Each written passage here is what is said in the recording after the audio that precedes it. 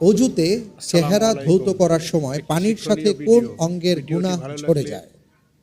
একটি like a মুখের, B নাকের, সি চোখের, ডি কানের।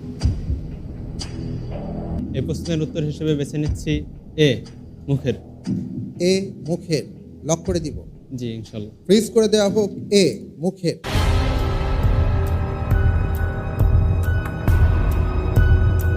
আপনি যে উত্তরটি দিয়েছেন, আপনি বলেছেন যে অজুতে চেহারা ধৌত করার সময় পানির সাথে মুখের গুনাহ ঝরে যায়। আপনার উত্তরটি সঠিক হয়নি। আলহামদুলিল্লাহ আলা কুল্লি হাল। উত্তর হচ্ছে চোখের গুনাহ ঝরে যায়। আত-তারগীব ও তারহিবের মধ্যে এই হাদিসটি এসছে। বান্দা যখন অজু করে তখন চেহারা ধৌত করার সময় চোখের সগীরা গুনাহ আল্লাহ তাআলা ক্ষমা করে দেন।